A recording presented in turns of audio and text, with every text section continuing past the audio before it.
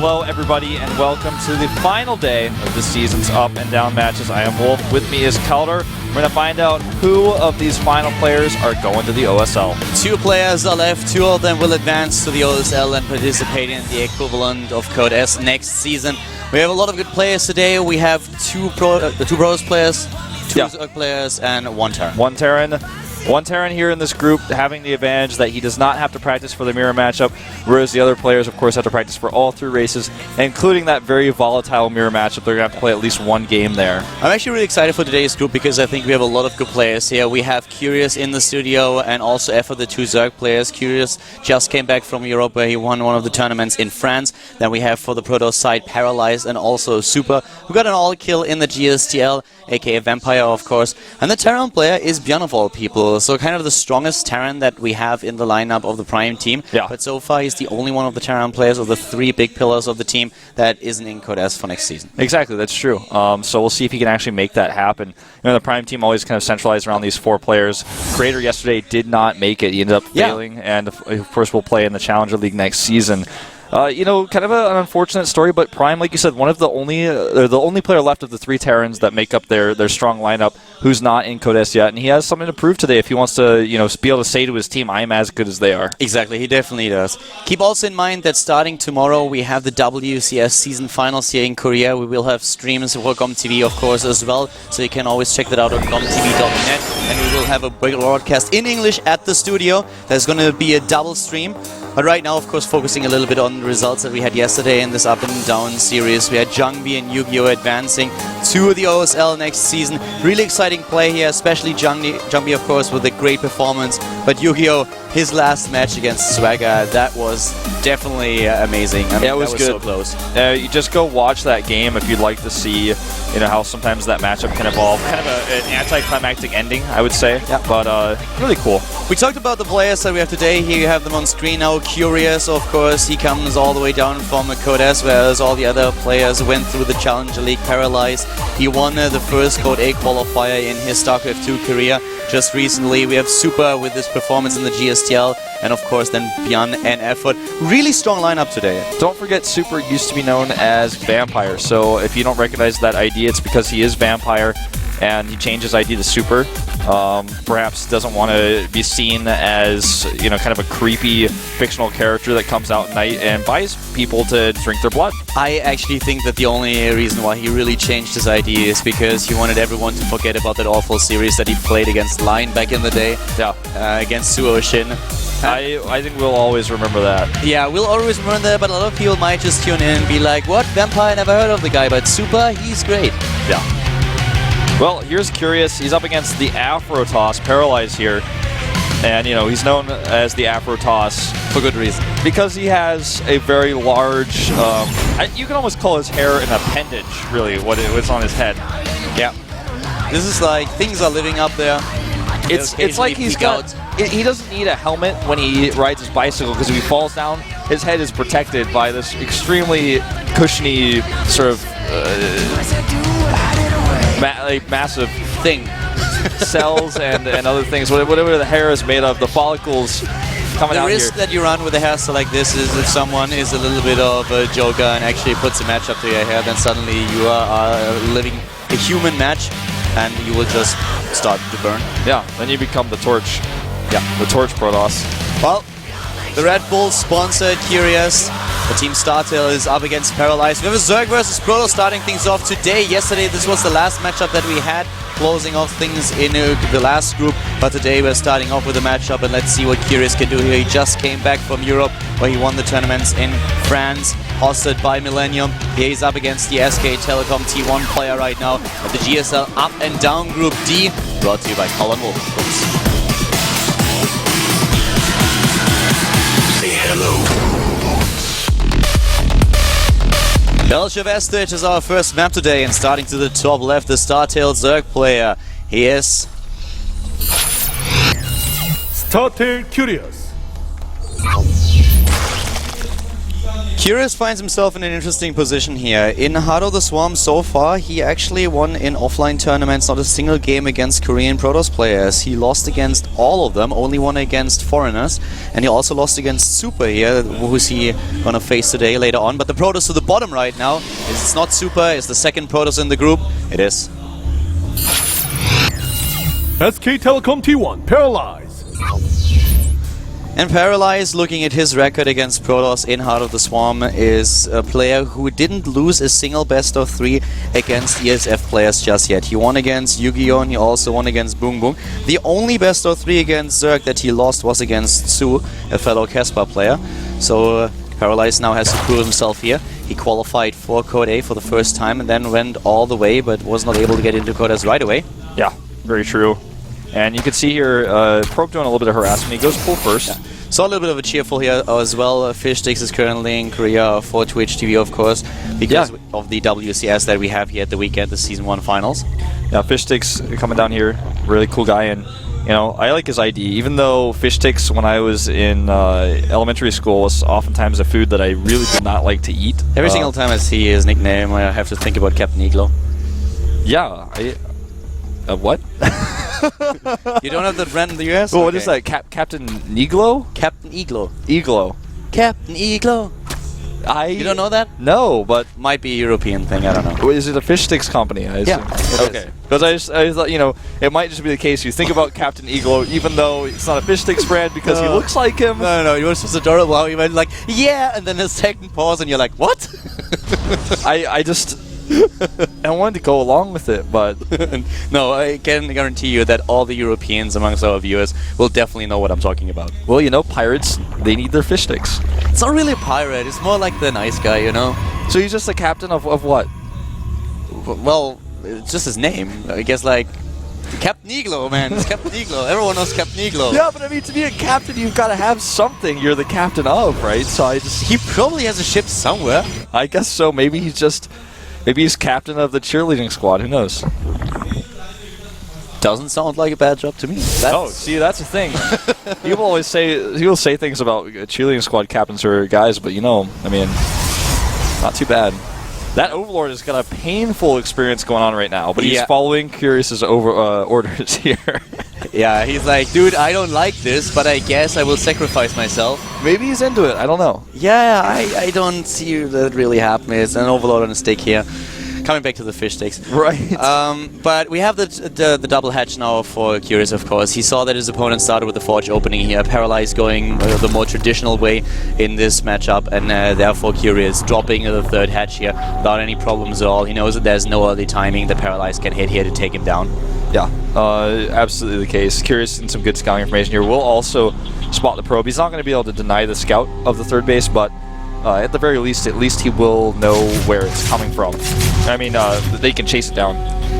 Yeah, we have the Mothership Core now being built in the main base of the Protoss player. And the one thing that, of course, Curious has to be careful about is that he needs a Roach Warren at some point. If there is a Forge opening, you always run the risk of the Protoss player being aggressive with the +1 attack upgrade. The Zerglings are there to spot that. Also the Overlord that we saw earlier pinned on that pillar thingy, whatever you want to call it. But there's already the +1 attack upgrade on the production tab, so he should get the Roach Warren roughly at 7 minutes, 7:20, 7:30, along those lines. He's making 10 Zerglings too, and that's going to help him against this pressure that he's facing a little bit directly right now. He's already seen this with his Overlord. That Overlord on the right side of the map is so important, just seeing the edge of this push coming, and so now he can go and try to surround it. And it looks like we're going to have ParalyzE go into a very fast third next, at least he's starting to indicate that with his pylon, but the Overlord, again, there to spot it. Yeah, and so far, you know, we have the Zerglings still on the map here, just trying to scout a little bit. Speed has not been started. We have not really a lot of gas. We actually have no gas so far for Curious. He dropped those extractors, but he doesn't harvest yet. A great surround here on the Stalker. Does he get it? Oh, wow, he just missed it. I think he's going to use the Time Warp instead, though, since he has the second Stalker here now. You know, it actually looked like he had a close surround on that Stalker. Curious definitely didn't play Warcraft. He would know how to close such a gap in a second if he did. Yeah, that Stalker surrounded by butter, maybe. Look at this. He's hiding 3 gateways, but he's hiding them in what he doesn't know, but he's hiding them in plain sight. Curious can actually see those. If he sends that Overlord just a little bit to the right, this is an all-in that we're seeing in ParalyzE. 7 gateways, and he's going to have +1 in just a second.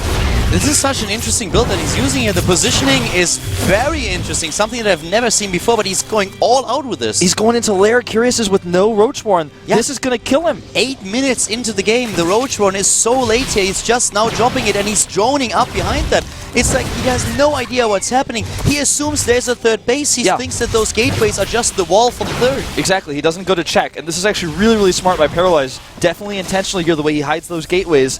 And the Warpins are going to begin. The pylon is ready. And oh, is Curious in a world of hurt. His Roachborn still not even complete. His Zergling speed is just now starting. I don't see any way he can hold this, Calder. He cannot hold this. There's no way. He droned up the entire time. He actually doesn't have anything here. He has a bit of a bank that he can use to get a few roaches out, but he should not be able to save this third base.